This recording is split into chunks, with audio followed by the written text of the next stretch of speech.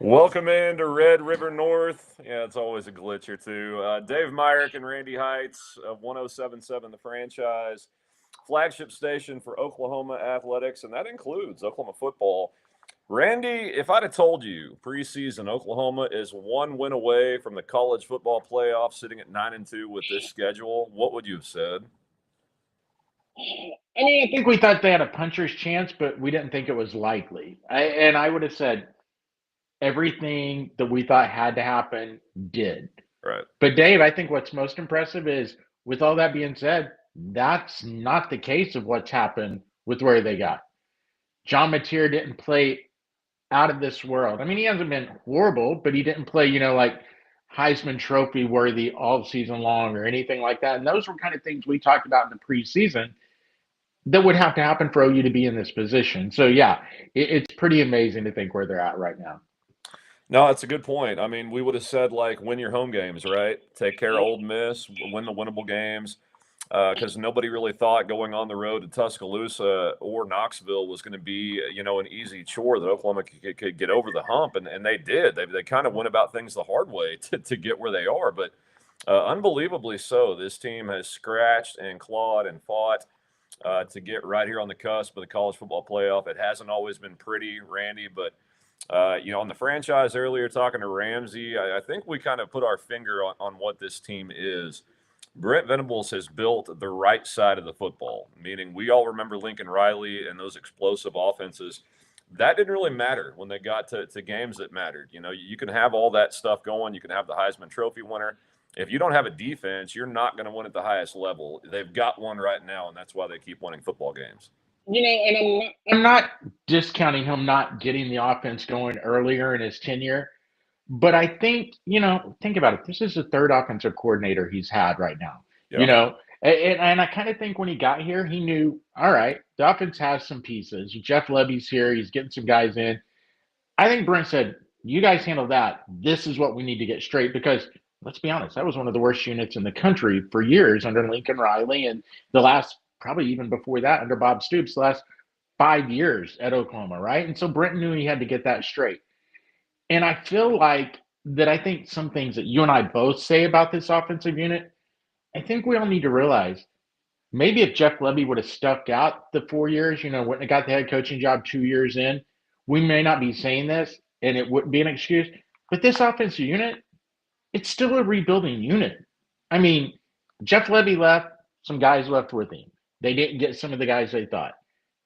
Seth Luttrell was a train wreck. It was probably hard to get any guys to commit to that offense because they didn't know what was going on. This offensive unit, it's a rebuild. So maybe it's not as bad as we think. It's just they've got to now get the offense to the level the defense is. And that's why it's kind of, I'll say honestly, maybe it's a little good that the offense didn't go off and fly off the handle. And next thing you know, Ben Arbuckle's getting the North Texas head coaching job. Maybe you get some stability for a little bit at the offensive coordinator's spot. That could definitely be part of it. I mean, Jeff Levy, I thought this is going to be off topic, but I thought the writing was on the wall when his father-in-law, Art Briles, came into Norman and was, photographed on the field. That no matter what he did from that point on, I thought he was going to be either shown the door or very politely, hey, if you get another coaching job, you might as well take it. But losing him, they lost something in this offense, and I think it's a combination of a lot of things. We got so used to seeing offense at Norman look so easy against really bad defenses, and that's not taking away anything that they had. I mean, Baker Mayfield, Kyler Murray, those guys were awesome. Some of the best offensive, players we've ever seen in the game. But the defenses sucked, right, that they were going up against. It's not supposed to look like that. This is a little bit more what it looks like when you play in a league that can play defense. And the SEC has those guys on that side of the ball to slow you down. You add that with just a little bit of struggle on the offensive side, and this is what it looks like. And Oklahoma fans were spoiled as well on the offensive side, not only to talk about how easy they made it, but it wasn't just Riley as an offensive coordinator, Dave. Those are back-to-back number one draft picks. And then Yeah. Jalen Hurts comes in and is a Heisman runner-up and is a second-round draft pick. I mean, you can always have great talent, but also there's going to be a drop-off when you go from that level of quarterback. And I think it goes back to consistency. I mean, I think Dylan Gabriel is really good. There's a reason it's in the NFL. But year one, he had concussion issues. Year two, we saw what Dylan Gabriel could do when he was healthy. And unfortunately for Oklahoma, we haven't really, I don't think, got to see what John Mateer can be from, when he started the year. Think back to the Michigan game. Was he still overthrowing some guys? But he played with a bravado and a confidence, and that was against a really good Michigan defense, Yep. And ever since that injury, I feel like, and part of it was the offensive line I think right now, he almost feels like that's the first half of the season offensive line that he played behind. And sometimes you see him get happy feet when he doesn't need to. And I feel like that's kind of oh crap, here they come again. It's like, no, John, breathe. This isn't the same line unit. They're actually been pretty solid. When you look at last week, even against that really tough Missouri defensive line and defensive ends, they didn't give up that many true pressures that if he would just step up in the pocket, he's fine. But I think from that injury and early in the season getting pressured, you see him getting in his own head. And so I don't think we've even seen the John Mateer that we saw from the first 4 games. And I don't care what this caliber of competition is. You just see a guy that's antsy now. And I think it's because, well, he wasn't antsy and he ended up getting hurt. He's seeing ghosts right now, Randy. He steps up in the pocket. He's got room to do so, but he never does because I think he thinks he's going to step into pressure. And then you go back and watch that on film, and so many throws are there to be made if he would just relax. But that's tough to get out of a quarterback. I mean, last week, we'll just, dissect that a little bit. OU does what they need to do by winning the game 17-6. The defense absolutely dominant after the first drive of the game. Ahmad Hardy had 47 yards on the first drive. He would have 14 yards on 11 carries the rest of the game. Unreal stuff, and that's why they won, combined with Tate Sandell, really good special teams. And I think that formula can work again this week. LSU was very good. We're going to preview that game. But I think the angst from the OU fans right now know that down the road there's going to be tougher competition where an offense will be needed. And so I think that's why they're a little bit happy, but a little bit hesitant, Randy. But I thought the game plan last week, take care of the football, don't do anything stupid to jeopardize this defense and special teams, and go win the game. It wasn't pretty, but OU gets it done.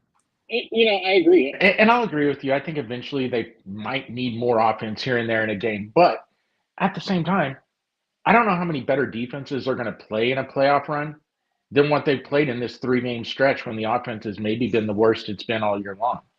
That's how good the defense has been.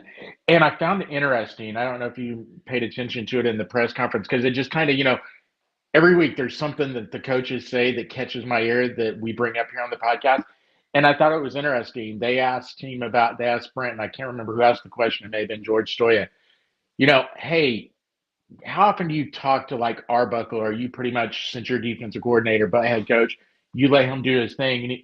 And I thought it was very interesting. And this is when you know they have a confidence in what they got in defense. When he said, "Oh, there are times I go up there and go, don't worry about it. This team's not getting another first down the rest of the game." And you're like, okay, so back to Arbuckle being conservative and maybe not doing what you and I think he should do and everything. Is that because Brent's basically going, don't risk anything because they're not doing crap against my defense? And I that just kind of stuck it on my head. Like, is that why we haven't seen them even try too much of the explosive offense at time, besides the running back injuries, which talk about a snake bit room right now for the 2 main guys. Just crazy. Yeah. It's been wide receivers last year, now running backs this year. Yeah, I think that's without a doubt happening. They interviewed Brent at the half of the Missouri game, and he said, yeah, we got to come out and be more physical and force turnovers. Your offense kind of got it going late. What do you have to say about that? We need to be more physical and force more turnovers. That's where that guy's mind is. I mean, if they can win a game 2-0, he's absolutely fine doing that. That's fun in games as long as you're winning doing it. I do think this offense will have to be better down the road. But, Randy, they got a tough one coming up, man. A lot of people are writing off LSU. I'm not. We do have Buzz McAllister in. Kevin McAllister's older brother from Home Alone, a great character. I loved your tarantula. He says Texas wins by 13. We will talk about that game as well, Randy. But LSU in the S&P metrics, number 9 in total defense. They've got athletes. That does not change. I don't care what the record is. Van Buren at quarterback spot, not that big of a threat. Neither is the running game. Take care of the football. I mean, it's going to sound repetitive. Don't turn the ball over. Don't do stupid things. Be good in special teams, good in defense. I'll let OU to win the game. I'm with you in this, and I've told people this all week. If this game was in Baton Rouge, I think to your point with talking about LSU talent and everything like that, and them wanting to be spoiler, I feel like if this game was in Baton Rouge, prime time for you to definitely get upset. Yeah. home crowd behind them. They got some juice. I think on the road, watching that game last week, and Dave, Western Kentucky, I've watched 3 or 4 times this year. They're not a bad team. There's a reason they were 8-2 going into that game. Do Yeah. they play SEC caliber teams? No, but they're not bad. But at the same time, LSU should have never been down 3-0, almost halftime, and then only up 13-3, and a fumble return makes it a one-possession game where they get an onside kick. I mean, so as much as I'm 100% with you, they got the talent. I almost feel like this is 10, at least on offense, which to me is weird. Aaron hit the market last year before Mateer was on there. I'm like, after watching what he did at Mississippi State, I was like, go get that kid. But he's looking inept right now at LSU. Now that could be the coaching gods. I don't know, but he is. No, he had nothing about LSU has really looked. I mean, that crisp, especially on offense, that defense has kept them in won games, much like Oklahoma. Where it could be, problematic for OU is if they happen to turn the ball over once or twice and give LSU extra possessions taken away from Oklahoma. That to me would spell doom for OU, just because OU struggles with LSU. I mean, throughout the history, they have been a thorn in OU's ass, and I don't expect with a bad season in Baton Rouge for them to come in and play the role of patsy and lay down for OU's last win to walk in the playoffs. I think they're coming out guns a-blazing. I do agree with your point. If it wasn't Baton Rouge, yeah, you'd pucker up a little bit more. But this team, remember, undefeated in true road games. And the last pretty decent team they played on Owen Field in Ole Miss, they lost. So, I mean, this is not a guaranteed win for OU. That's all I'm saying. No, I'm with you. That's why I say I'm not sitting there going, oh, they folded up their tents. It's a guaranteed win. They've got the talent to win. And real fast, do you want the availability report? Please. It's very weird. Okay, under questionable, Javante Barnes, which he's not going to play to the bowl game. I think if they needed a running back, he can play then because eligibility or playoffs, doesn't matter. Jaden Jackson, questionable. How do you say his name? The center, questionable. Keith Azeda, questionable. Doubtful, Gentry Williams. R. Mason Thomas, and this is where it's kind of interesting, Jacob Sexton and Jake Taylor. They've been out. They've been out all year, right? Which we knew Jacob could potentially come back, both of them, from the injuries towards the end of the season. To me, that's just good for the offensive line depth. Not so much for this week, but going into the playoffs, if they make it there, that you got a couple more pieces, that could be available to you there on the offensive line. So that's kind of it. Reggie Powers, of course, is out for the first half because of that targeting foul. And then Troy Everett, we all know he's out for the year. But only one listed is out. The others are questionable or doubtful. So not a perfect report, but actually I don't think too bad because Jaden Jackson, we know he's been dealing with an injury the last 2 weeks, and he's looked better and better. I'm sure he's just sore. I mean, that's got to be part of it. And it's just like, all right, game day will roll around, and I think we'll see Jaden Jackson in there just like we did, 2 weeks ago when everyone really thought he may be out. And, he played pretty well last week as well. That's the spot where they got the depth, no doubt. Defensive end, defensive tackle, they can withstand. Mikula, the center, being questionable, that concerns me because Troy Everett is already out for the season, and that's the number one and the number two starters on the depth chart.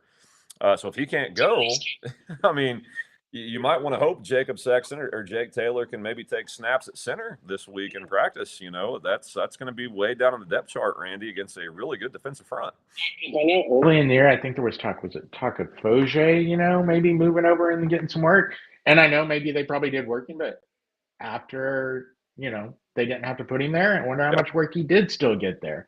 Yeah. So, yeah, very, very interesting. But I find that interesting just real fast. LSU, probable, Caden Durham, Jakeem Jackson, the cornerback, questionable. And I think this is the big one for their defense. Whit Weeks, yet again, listed as questionable. I don't think he plays. I really don't. Because what is he, a junior? Yeah. Does he have anything? Does he have – and this is where it sucks in this modern day and age, because, I mean, they're not going to the playoffs. They've got 7 wins, a good, solid season. He's got a brighter future in the NFL. Do you really want to go out there and risk anything? He doesn't need to put anything on film, So that's kind of where I wonder, does he even play? Like they're listing him questionable, but you're not going to see him out there. It'll be interesting to watch that one. Those are kind of the main ones on their availability for it. Well, that's good information. I think with Weeks, it comes down to what kind of dude is he, right? Is he one that's going to risk it for the biscuit and play for the team regardless what's coming up, or is he, about his future and he'll exit stage left and watch the game from the sidelines? I don't know. I still expect this game, what LSU likes to try to do with Durham in the run game, the problem they have, that's exactly what Oklahoma likes to do and is very good on defense, and that is harvesting souls against the run. I mean, Ahmad Hardy is probably a top 2 running back in college football. Missouri, with their zone schemes and off tackle stuff, they're really good at what they do. And Oklahoma was a brick wall that actually fell backwards and got tackles for losses against that team. So I don't see, LSU having a ton of success against this OU defense. Nobody does. But on the flip side, that's where it can get hairy. If they happen to hit one play, right? Durham pops out for one run. They get an early field goal, and Oklahoma's offense, conversely, is put in a spot where they have to go respond to get points on the board. They haven't been able to do that really all year. I mean, they were decent at South Carolina, Randy, but this defense they're going to face Saturday is one of the best they've played all year long. I don't care what LSU's record is. They can play defense. Well, how about this? Our friend FCC Mike, he put out a tweet this week for the matchup, right? And I think these are some interesting stats. It totally supports scoring offense. OU ranks number 72 in the country. LSU 106 in the country. Yeah. Scoring defense. OU 6, LSU 16. Yeah. And the one I wanted to bring up, the rush, because you talk about that, rush efficiency. Oklahoma number 100 in the country. You think, oh, that's bad. LSU 120. Yeah. I mean, it's kind of like, I'm with you, but the LSU running back room, it's probably worse than the Oklahoma running back room right now. Not saying they can't find it. So that's at least the good news. Yeah. You've got to watch that because their pass offense isn't much better. How about this?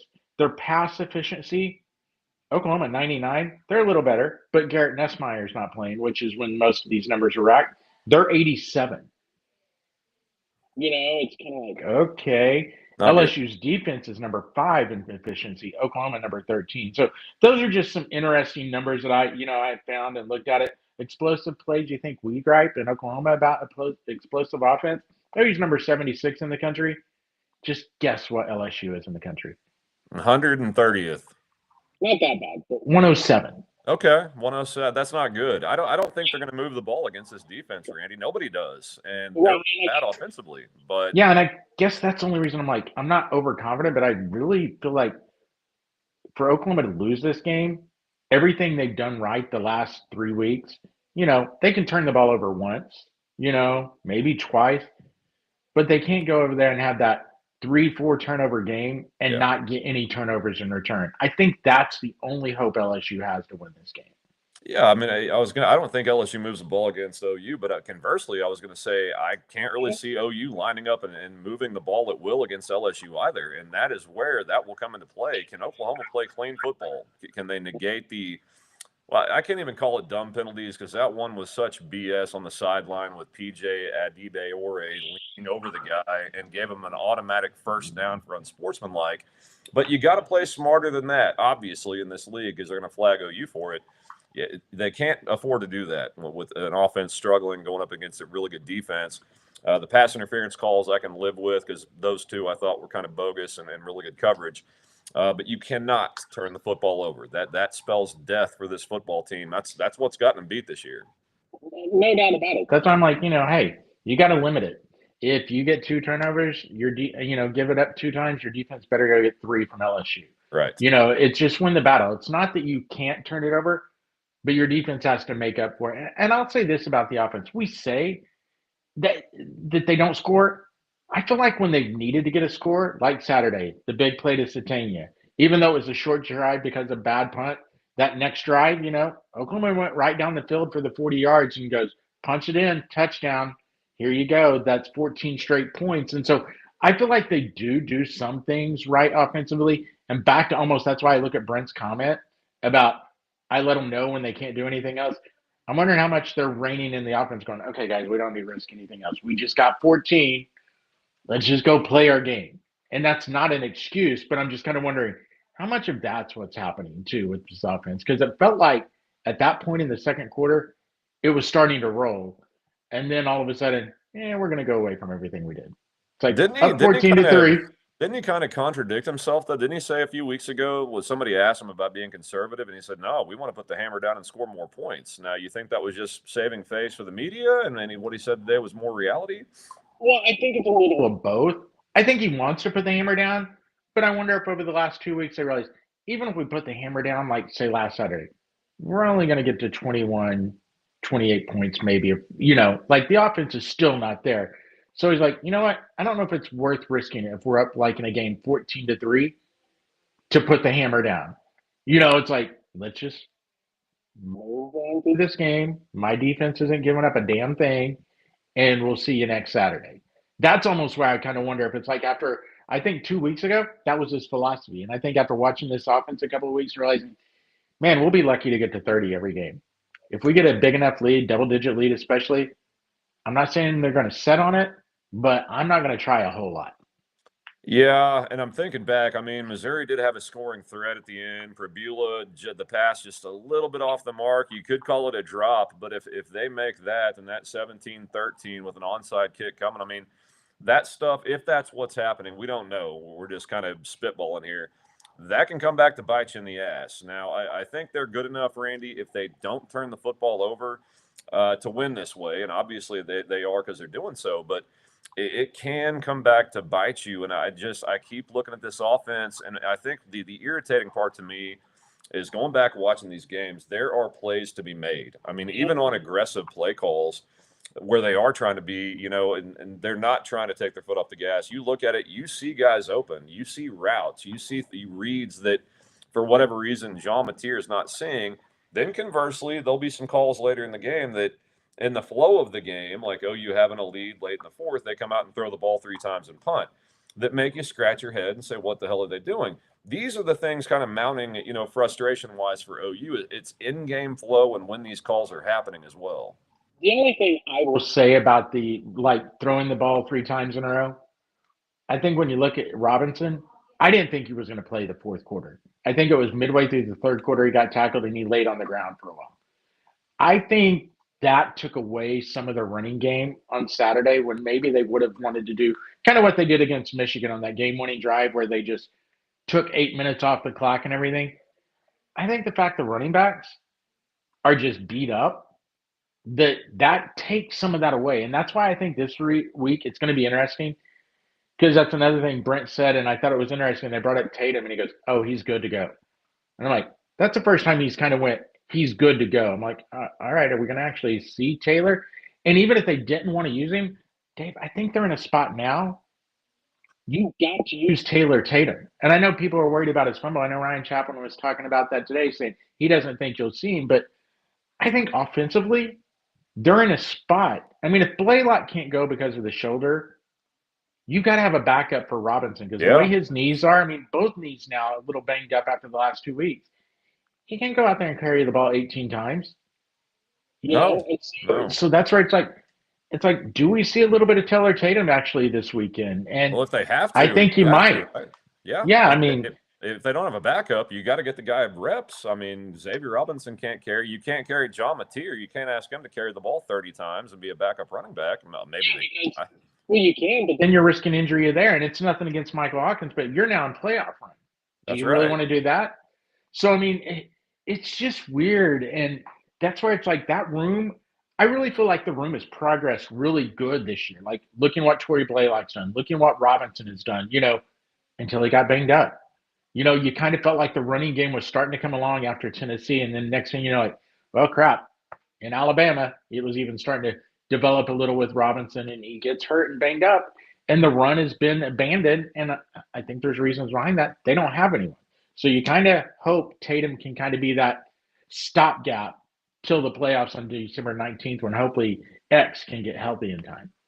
Yeah, and conversely, Arbuckle's got a scheme around that. Okay, if you can't run the ball, then you abandon that. You go 5 wide, use a short passing game, move the ball down the field. I mean, I think the mix and the kind of the jumbled mess last week, that was bad, man. I mean, the second half drive chart for Oklahoma basically was field goal, punt, end of game. I mean, when you got a chance to put your foot on somebody's throat and end it, yes, they won, but Again, that's what boils over, I think, with the fan base talking on postgame last week. Yes, you want to feel good. You won the game. But you're also seeing what's not happening on offense. Injuries at running back might play a part. I don't know. The thing just to me looks out of rhythm. It looks stuck in the mud. There's really no continuity or consistency on offense as far as what they're trying to do. But we'll see, man. I mean, look, this is also a good point that was brought up today on the franchise. You have to stop for a second and realize what this team has accomplished after the Ole Miss loss. When everybody thought they were dead in the water, myself included, nobody thought they'd go to Neyland and win, let alone Tuscaloosa, Alabama. They did that, and they put themselves 1-1 away from royalty in college football, where Oklahoma fans think they should be. And they've done it by playing defense and really good special teams, and that deserves a nod. And that combination, by the way, can win championships. Yeah. Well, and I'll say this because you brought up this. I think it can win championships, but I think part of Saturday's frustration, like you say, that could have been a one possession game and an onside kick. Hey, Yep. Brent, if you're going to put it in your defense's hands, it's kind of what happened. Was it against Alabama? Yeah, it was against Alabama. It's like, dude, you know how you play defense for the first 4 quarters? Keep that doing last it. 5 minutes. Yes. I mean, because to be honest, it's nothing against Missouri. Yes, they drove down the field and a drop pass away from getting that touchdown, but he lost the aggressiveness. Yep.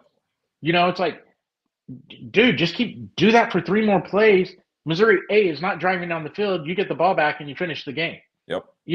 So if you're going to play this way, you got to look at your defensive unit and go, boys, we're playing 60. If we've been ultra aggressive the entire game, we're going to be ultra aggressive the last 5 minutes when they get the ball on a drive. I don't care if we're up 21-3 or 17-14. You got to play that same way if that's how you're going to play this game. And I felt like it almost came back to bite them a little against Alabama. Yep. I thought it almost come back to bite them against Missouri, but definitely Alabama because, Dave, if you go back to that game, think about this.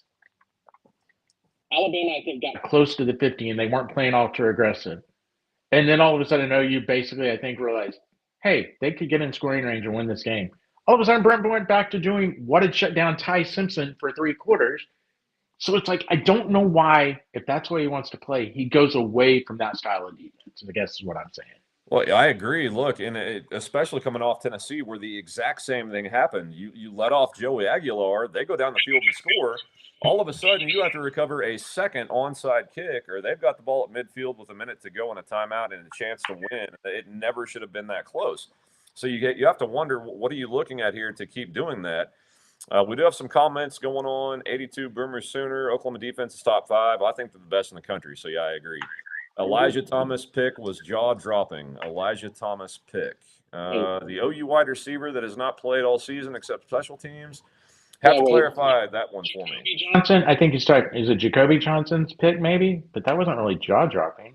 No, it says Elijah Thomas pick. I know. I saw it too, but I'm like, 1982 Boomer Center. Which one were you talking about there? Yeah. I can't remember because it wasn't Elijah, but Jacoby Johnson's was good. I mean, he read the route and got back in time, but it wasn't like Sports Center highlight reel. Yeah. How about that though? We talked about Jacoby Johnson. One of the last things on the podcast I said was how he's been a steady force back there. I think he's been the unsung hero of the defensive backfield. And then how about he gets another interception on Saturday? I was like thinking to myself, boy, we're prophets right there. We talk about him and look what he does on Saturday. Guess what? Guess who leads Oklahoma in interceptions this year? None other than Jacoby Johnson with 2. I mean, this kid, we all knew, right? A top 140 prospect out of high school, rangy guy, had some bad moments as a true freshman. Boy, he has come on. It's why OU lost to Texas and Ole Miss. OU offense needs to get a little better to keep winning. Look, we agree. I mean, you've got to tip your cap that they're winning the way they are, but yeah, we all see it, man. I mean, if this offense, it seems like it's a broken record from last year. If this offense can kind of get up to where the defense is, this is the best team in college football. I mean, without a doubt, if they can get close to this defense and score points, good luck to anybody trying to beat them. Exactly. And I'll say this, that's why even without the offense, I think you give them a puncher's chance in any game they play in the playoff because of how good this defense is. Because, again, they're not going to play many better offenses than what they've played in Tennessee and Alabama. I mean, I know Ohio State's good, but I'll be honest, I don't know if we know how good they are. This is going to be the first week they get punched in the face since week 1. And I still think they're good. I'm not making light of Ohio State, but I'm like, let's see how they respond this week in the Big House because they probably win, but I think it's going to be a close game because Michigan's defense is going Yeah. to punch them in the face. For really the first time all year. I mean, Texas is really good on defense. They Well, kind of flipped Let's hope that was really good on defense. They haven't been for flipped a 4 little weeks. bit. Week Yeah. 1, they were good, I think, or Ohio State's not as good as I think on offense. We're going to find out what's what with all these teams. I mean, we got a lot of games that are going to show me. I know Missouri's the show me state. College football is going to show me who's who coming up fairly fast, especially this weekend. Yeah, more comments. Heitz and company. What about Ott being the backup? No, not going to happen. I don't care what's going on out there. I think it's The same thing as Barnes, and fans can gripe about it, hate the NIL era, but you're in a recruiting game. You cannot play Ott or Barnes right now and burn their year. Yeah. Same with Kendall Dobley. You cannot do that. Why? Because that's going to be used against you that, hey, they don't look out for you if things aren't going your way. They play you regardless. And plus, if they're pissed off about it, they're not going to play good anyway. So Yeah. you can't risk that. Ott and Barnes are out. That's why I brought up Barnes. If they're in the college football playoff, I think it'd be interesting. A lot of times, you see those guys not even playing a bowl game because they're getting in the portal. I think Barnes really wants to be here, but he knows there's nowhere for him. Yeah. So he wants to go play another year. And I have zero problem with that, right? But he can play in the playoff if they need that depth at running back. And I think it'll be interesting to watch him and go, does he go, you know what? I've been with this club 4 years.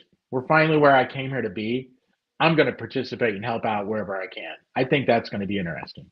I think he wants to be an OU Sooner. I think he loves the team, Randy. This guy's been here for, what seems like a decade. I think 4 years overall. He hasn't transferred yet. But, yeah, he knows that if he plays one more game in the regular season, that's it. His career is over unless he plays the playoffs, and that's it.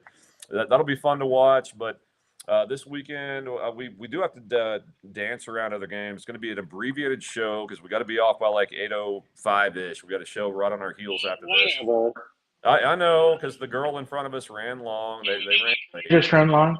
No, I'm just kidding. Yeah, man. I mean, look, okay. it's gonna be nasty and cold in Norman this weekend. Maybe some I just- rain rolling in late. That doesn't really bode well for offenses anyway. These two offenses aren't really that good. It's gonna be a defensive game, a grind fest. How much buy-in does LSU still have, right? Are they still really invested? Do they give a crap if they beat Oklahoma and knock them out? I think, yes, this program has a lot of pride. We are talking about the LSU Tigers. This is their last, really big chance on a big stage against a big team to show it. And I think they're going to come out guns blazing. That's why the start, to me, is critical for Oklahoma. Come out, give the crowd something to cheer about. Make sure LSU knows they have no hope in this game and end it early, then lean on them. I'm going 24. 10 my final. I mean, I've not been impressed with LSU ever since the Alabama game was the last game they showed any heart. Yeah. And I think part of that is every coach is on Indeed right now looking for jobs. And, I think that you look at the players, how many of them are already looking at the portal? Yep. And that's kind of what last week reminded me of. I'm with you. And that's why I said at the beginning of the show, if this game was in Baton Rouge, I would be 1,000 times more worried about it than I am right now. Just because I don't think they're going to have that fan base to kind of get them fired up. Because even if you look at the fan base online on social media, they're all like, we're done. We're done. Even worse than what OU's fan base was last year when OU went to LSU. That's why I think the start's important, right? If you make it known right off the bat that you have no chance, then those guys that aren't really bought in, they're not going to buy in. But if the game keeps going longer and longer and they're still in the game, that's where a team as talented as LSU, and yes, they've got talent, can come up and bite you in the ass. We're seeing 23-0, 27-0, 24-10. Randy, I'm going to go Oklahoma 24, LSU 16. Go with a funky score. But OU wins. I don't think it's going to be easy. I think it goes the second half with a game intact, and OU does something to pull away late. All right, we are up against it. Do want to jump around other games going on. One of my favorite rivalries ever, Texas and Texas A&M, renew the day after Thanksgiving. I'm thrilled to see it. I've missed it. This has been one that I grew up watching, and I think Texas has a puncher's chance to beat the Aggies. They're not really tested. They do have a big win against Notre Dame on the road. Beyond that, I don't know. Texas has athletes. I think that's going to be a dandy, Randy. I think it's going It'll to be fun. And to be honest, the main reason I'm going to pick A&M here, because I thought all along coming into the season, even when A&M was winning games, Texas is going to win this. if Texas This is defense plays the way it has the last 5 weeks, and that includes last week before Taylor Green was out, Yeah. they are not going to beat A&M. That defense has been very interesting to watch, and it's been mind-boggling because I think they've got really good pieces. Now, granted, I know Anthony Hill's been out hurt, and they've had guys miss some games, but that defense, it just feels like, especially in the pass defense, because Taft's back now, and I know that's what some Texas fans told us, a few weeks ago when I kind of said this. He's back. It's just not that same unit that was playing the first half of the season. And it's kind of a head scratcher because they are very, very talented. If they show up and play, I think Texas has a puncher's chance. But if they do what they've done the last 5 weeks, I don't know if they can slow down A&M's offense. That offense is, as much as I hate to say it about the cult, it's pretty good. No, they're really good. We got Bardicus in here, 12-0 incoming. I agree. Look, I mean, to me, Texas, the offense is kind of doing this while the defense does this. That's not what you want to see this time of year. I think A&M's defense under Mike Elko is good enough to shut that down enough, and their offense will put up points. So, yeah, I like A&M to win the game. I'm going to pick it somewhere in the neighborhood of 31 to 20, 21. Solid 10-point win for A&M. I think I'm right there. I was thinking about 35-24, 35-28, somewhere in that area. Because I don't think A&M is going to shut down A&M Texas' offense. Because at least the one last thing last week was impressive. The screen merchant actually threw deep. Now, was that because the defense from Arkansas, which we both work with a gentleman, Jeff Couch, who's a huge Arkansas fan and season ticket holder, he will tell you they have no defense. So Sorry, Jeff. I don't know if that's the reason, but they at least went deep last week. And, that's kind of the thing that opened it up for Texas. And, oh, yeah, let's just see what happens this week. But I like the A&M Aggies winning this week, unfortunately. I don't know. Fortunately, unfortunately, I don't know which one it is, to be honest. Dude, I don't know. It's kind of tough to like have a vested interest in that game, a rooting interest. Sooner Cowboy, I think Texas beats A&M, but it's going to be close, 37-34. I could see that. I don't hate that, man. I mean, I don't know about A&M. That's the entire thing. I don't know about Texas. And when you put that together in a rivalry game that anything can happen, well, anything can happen. And it is in Austin. That could end up being the difference, right there. It's like Green Merchant. That always gets people laughing.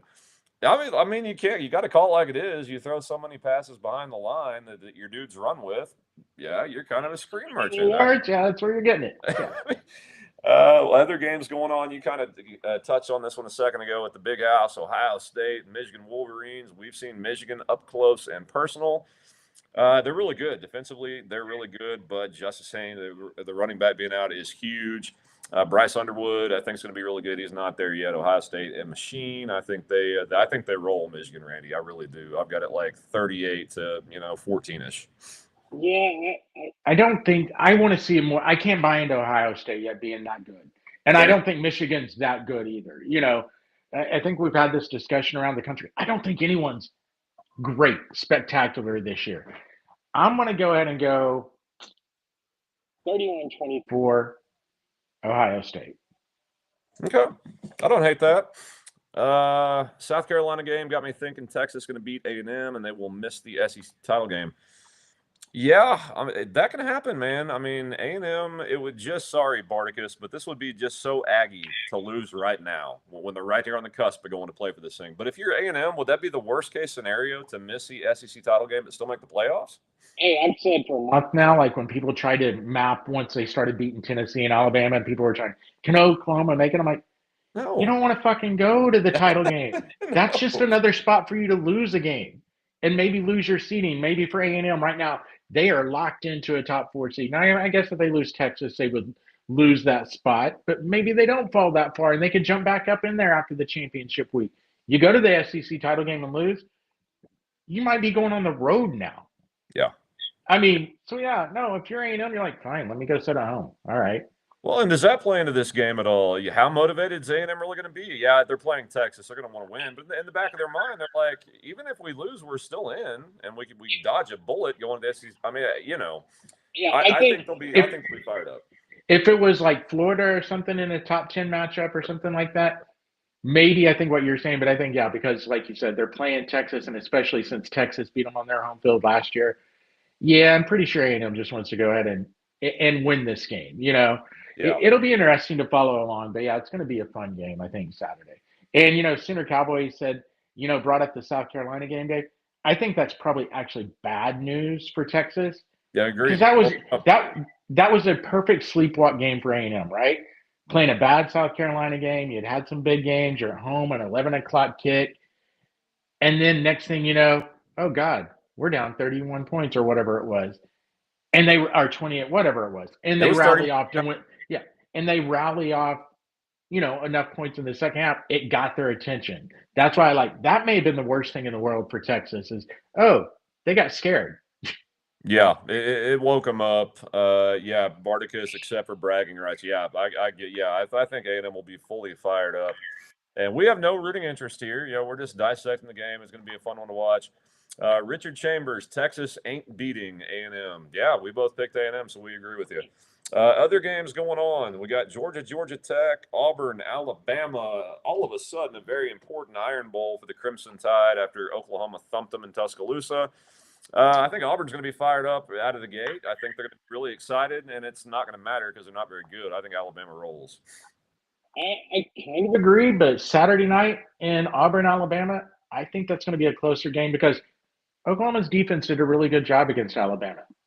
The one thing that resembles Auburn and Oklahoma, Auburn's defense pretty damn good. At home, can they get a few things to go their way? I mean, Oklahoma showed if you can pressure Simpson, if you can make him think, he'll make the mistake or two. If that happens, all of a sudden, Katie barred the door. I still think Alabama wins, but I think that game is very scary. The other game you mentioned, I'm very interested in, Georgia Tech. I think Georgia's really good. Georgia Tech lost last week. You don't think they would love, back to rivalry we just talked about, A&M and Texas, you don't think they would love to go beat Georgia? And let me tell you, they beat Georgia, give them the second loss. They're still in the playoff. But Georgia going to the SEC title game at that point in time, that makes that SEC title game extremely, extremely huge for Georgia because if they lose it after losing to Georgia Tech, they're out of the playoff.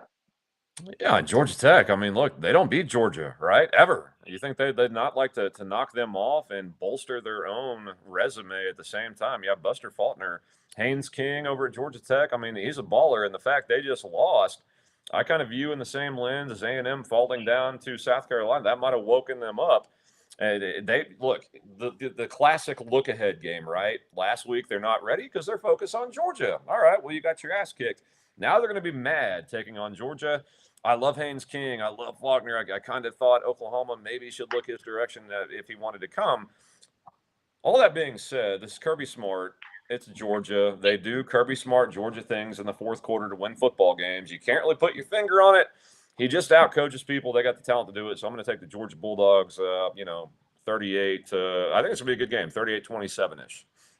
Yeah, I'm with you. I think exactly the same lines of you as far as Kirby Smart and the coaching.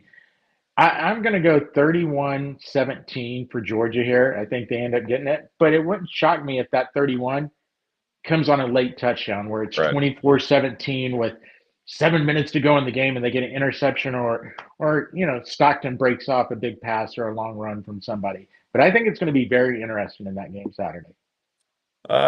Richard Chambers, we will see. This is from Sooner Cowboy. Texas exposed how aggressive OU defense was. South Carolina exposed A&M's defense.